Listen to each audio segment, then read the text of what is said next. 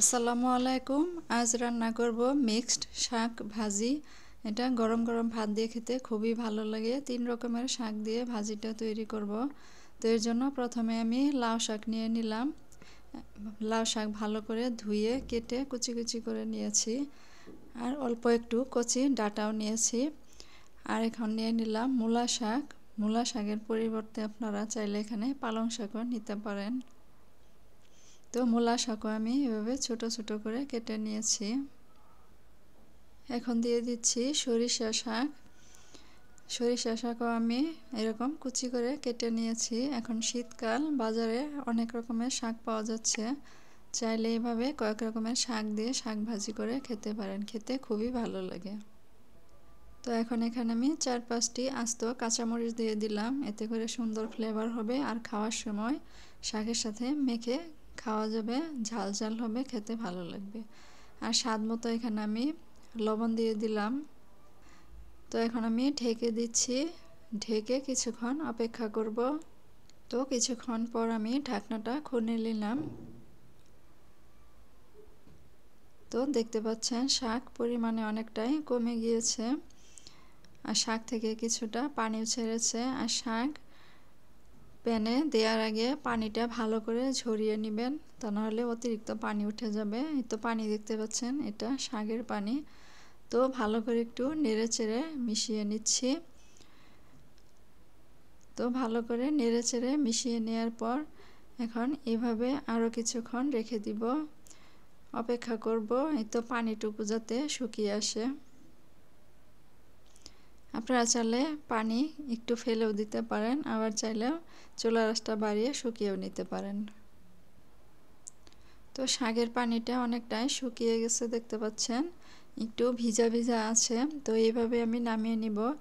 শাক যদি একদম শুকনা শুকনা করে নামান তাহলে বেশি ঝরঝরে হয়ে যায়।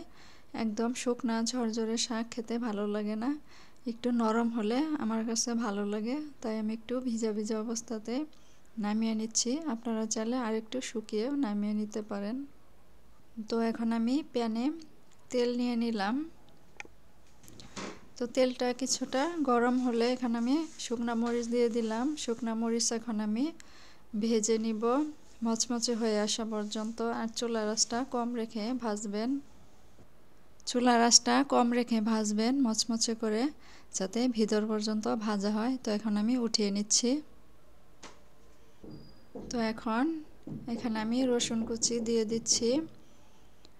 পেঁয়াজ রসুন আপনারা আপনাদের ইচ্ছে মতো কমিয়ে বাড়িয়ে দিতে পারেন, তবে পেঁয়াজ রসুন একটু বেশি দিলে শাক খেতে বেশি মজা হয়।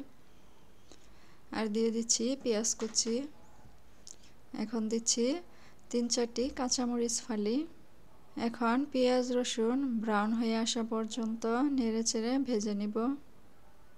তো দেখতে পাচ্ছেন ব্রাউন হয়ে এসেছে। এখন আমি শাক দিয়ে দিব।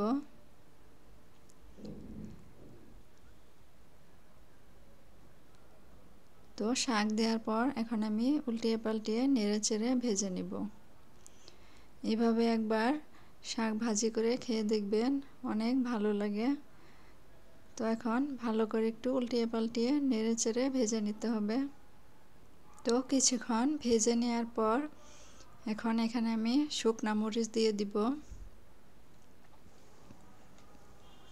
তো কিছুক্ষণ ভেজে নেওয়ার পর এখন এখানে আমি প্রথমে যে শুকনা মরিচ ভেজেছিলাম সেখান থেকে 2টা শুকনা মরিচ আমি ভেঙে দিয়ে দিলাম। এতে করে শাক খেতে অনেক ভালো লাগবে।